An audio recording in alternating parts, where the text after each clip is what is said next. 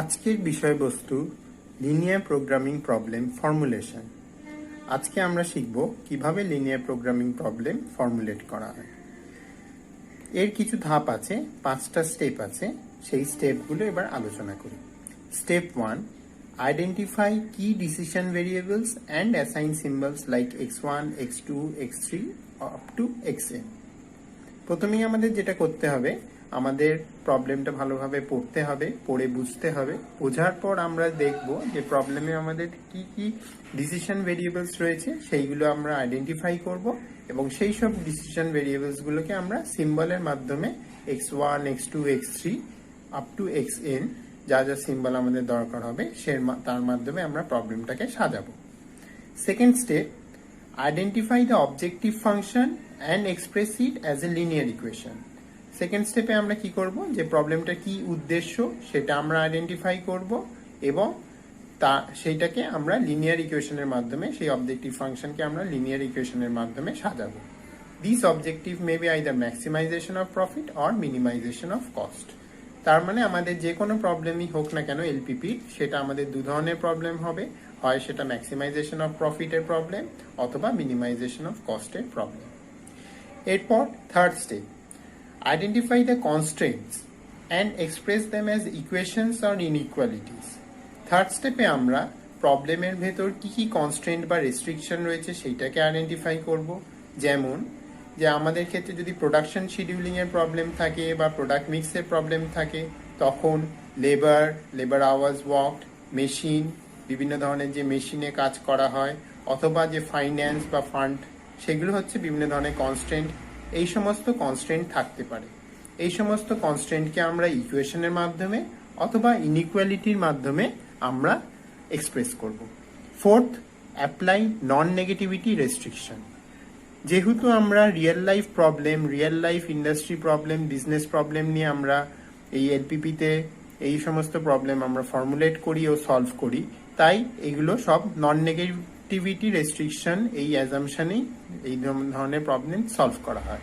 অর্থাৎ কোনো যদি ইকুয়েশন সলভ করে আমাদের কোনো নেগেটিভ যদি ভ্যালু বেরোয়, সেই নেগেটিভ ভ্যালুকে আমাদের ইগনোর করতে হবে এবং শুধুমাত্র পজিটিভ ভ্যালুকেই আমাদের নিতে হবে। অর্থাৎ আমরা সবই পজিটিভ ভ্যালু নিয়েই কাজ করব। আর লাস্টে formulate this linear programming problem, and this problem is now ready to be solved through graphical method or simplex method. এবার এই একটা প্রবলেম আমরা পড়ছি, সেই প্রবলেমটা কিভাবে ফর্মুলেট করা হয় সেটা আমরা এই ইলাস্ট্রেশনটা ভালো করে পড়ার পর সেই ইলাস্ট্রেশনটা থেকে দেখে পয়েন্ট ওয়াইজ এই প্রবলেমটা কিভাবে ফর্মুলেট করা হচ্ছে সেটা দেখাবো। এখানে একটা ইলাস্ট্রেশন, একটা প্রবলেমের কথা বলা হয়েছে, যেটাতে আমরা আমাদের এলপিপি ফর্মুলেট করতে হবে। এখানে বলা হয়েছে আ farm makes 2 types of furniture, chairs and tables. Contribution of chairs ₹20 per chair and contribution of tables ₹30 per table. অর্থাৎ একটা ফার্ম দু ধরনের ফার্নিচার তৈরি করে, চেয়ার ও টেবিল। এই চেয়ার থেকে তার আয় বা কন্ট্রিবিউশন হয় 20 টাকা প্রতি চেয়ার এবং টেবিলের ক্ষেত্রে হয় 30 টাকা প্রতি table. Both the products are processed through 3 machines, M1, M2 and M3 in the following manner. এই দুটো যে চেয়ার ও টেবিল তৈরি হচ্ছে, এই দুটো চেয়ার ও টেবিল 3টে মেশিনের মাধ্যমে তৈরি হয়, সেটি M1, M2 এবং M3। এবং এই টেবিল দেওয়া আছে যে এই চেয়ার তৈরি করতে কত সময় দরকার পড়ে। For machine M1, time required for one chair is 3 hours and that for one table is also 3 hours. But the total available hours per week is 36 hours. তো মেশিন M1 এর টোটাল এক সপ্তাহে 36 ঘন্টা অ্যালট করা রয়েছে এবং এই 36 ঘন্টার মধ্যে একটা চেয়ার তৈরি করতে তার 3 ঘন্টা লাগে মেশিন M1 এ এবং একটা টেবিল তৈরি করতে 3 ঘন্টা লাগে। Next, for M2, time required for one chair is 5 hours and time required for one table is 2 hours. However, the available hours per week for M2 machine is 50 hours. M2 মেশিনের জন্য 50 ঘন্টা প্রতি সপ্তাহ allotted রয়েছে এবং এই M2 মেশিনে একটা চেয়ার তৈরি করতে 5 ঘন্টা লাগে ও একটা টেবিল তৈরি করতে তার 2 ঘন্টা লাগে। And last but not the least, this is M3 machine. M3 machine, total available hours per week 60 hours, time required for one chair 2 hours and time required for one table is 6 hours. তার মানে M3 যে machine, এই M3 মেশিনে 60 ঘন্টা total allotted রয়েছে এবং এই M3 মেশিনে একটি চেয়ার তৈরি করতে 2 ঘন্টা সময় লাগে ও একটি টেবিল তৈরি করতে 6 ঘন্টা সময় লাগে। Now the question is, how should the manufacturer schedule his production to maximize contribution? একজন যে ম্যানুফ্যাকচারার, যিনি চেয়ার ও টেবিল তৈরি করছেন, তিনি কিভাবে তার এই প্রোডাকশনটাকে শিডিউল করবেন যাতে তার যে রেভিনিউ বা কন্ট্রিবিউশন সেটা ম্যাক্সিমাইজ হয়। Formulate a linear programming problem and solve by graphical method. তো এই যে প্রবলেমটা আমাদের রয়েছে, এই প্রবলেমটাকে আমাদের লিনিয়ার প্রোগ্রামিং প্রবলেমে ফর্মুলেট করতে হবে। তো আর একবার প্রবলেমটা আলোচনা করে নিই। এখানে বলা হচ্ছে একটি ফার্ম সে 2 ধরনের ফার্নিচার তৈরি করে, চেয়ার ও টেবিল। চেয়ার তৈরি করে তার আয় হয় 20 পার চেয়ার, সেটা তার কন্ট্রিবিউশন, এবং টেবিল তৈরি করে তার আয় হয় 30 পার টেবিল, সেটা তার কন্ট্রিবিউশন। এই চেয়ার ও টেবিল উভয় তৈরি করতেই 3টে মেশিন লাগে, M1, M2 আর M3। এই M1 মেশিনে চেয়ার তৈরি করতে 3 ঘন্টা লাগে, টেবিল তৈরি করতে 3 ঘন্টা লাগে, কিন্তু মোট 36 ঘন্টা অ্যাভেলেবেল। M2 মেশিনে চেয়ার তৈরি করতে 5 ঘন্টা লাগে, টেবিল তৈরি করতে 2 ঘন্টা লাগে, কিন্তু মোট available hours per week 50। M3 মেশিনে চেয়ার তৈরি করতে 2 ঘন্টা লাগে, টেবিল তৈরি করতে 6 ঘন্টা লাগে, কিন্তু মোট অ্যাভেলেবেল আওয়ার্স পার উইক 60 ঘন্টা।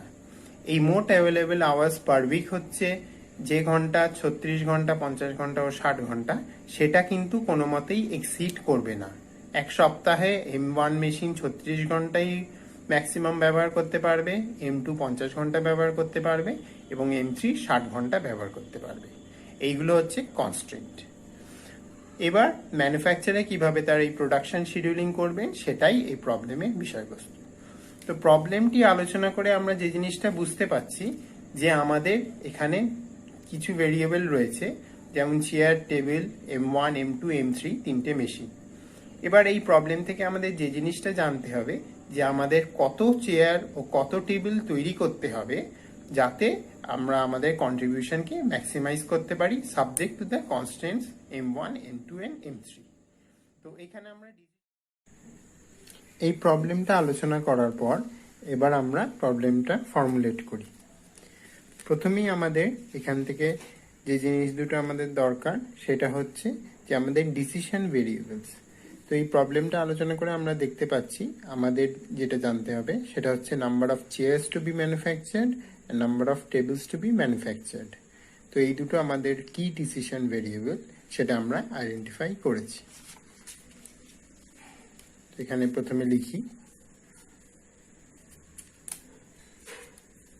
let x1 be the number of chairs to be manufactured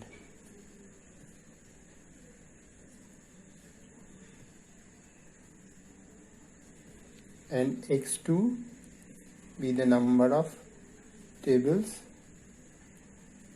to be manufactured. এরপর আমাদের প্রবলেম থেকে আমাদের যেটা বের করতে হবে সেটা হচ্ছে আমাদের অবজেক্টিভ ফাংশন। তো এই প্রবলেমটা হচ্ছে আমাদের প্রোডাকশন শিডিউলিং প্রবলেম, যেখানে আমরা আমাদের কন্ট্রিবিউশনকে ম্যাক্সিমাইজ করব। তার মানে এটা আমাদের ম্যাক্সিমাইজেশন ফাংশন। তো সেকেন্ড স্টেপে আমরা লিখছি, we have to determine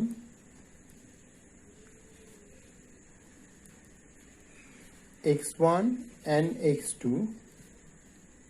such that we can maximize z equal to কত আছে, কন্ট্রিবিউশন পার চেয়ার ₹20, কন্ট্রিবিউশন পার টেবিল ₹30, তার মানে 20x1 plus 30x2, that is max z equal to 20x1 plus 30x2. This is our objective function.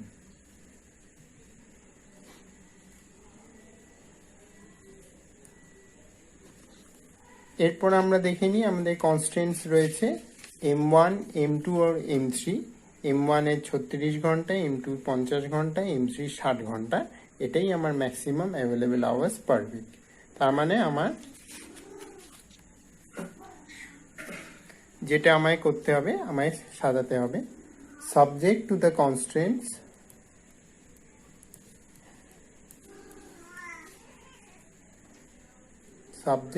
Constraints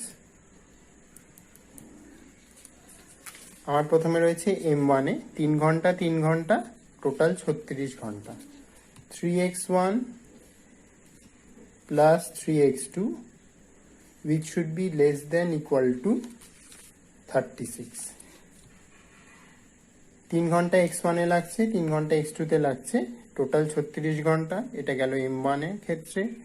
M2 এর ক্ষেত্রে 5 ঘন্টা x1 এ লাগছে, 2 ঘন্টা x2 তে লাগছে, এবং total available hours per week 50 hours. তাহলে আমি লিখব 5x1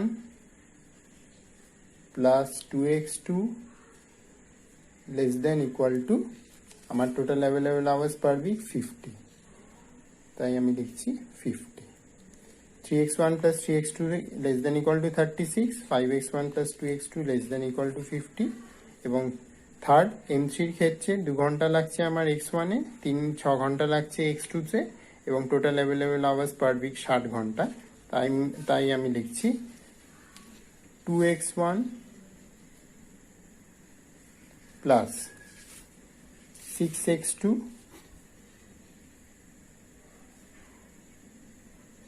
less than equal to 60।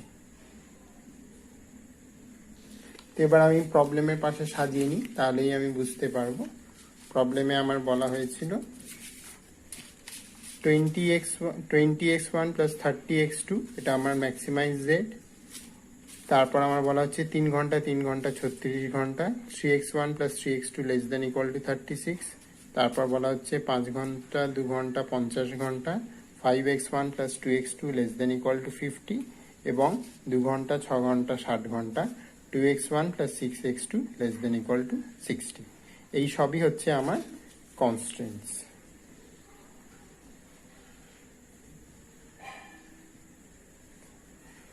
এরপর আমায় যেটা করতে হবে, আর একটা কনস্ট্রেন্ট আমায় মেনশন করতে হবে, যেটা হচ্ছে non negativity restriction. x1 greater than equal to 0 and x2 greater than equal to 0. This is our non-negativity restriction.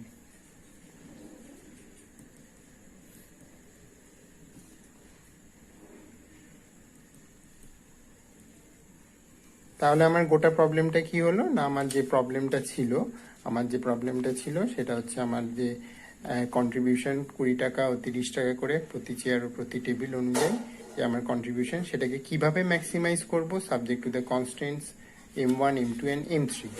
তো আমার লিনিয়ার প্রোগ্রামিং প্রবলেম যেটা ফর্মুলেট হলো সেটা হলো let x1 be the number of chairs to be manufactured and x2 be the number of tables to be manufactured.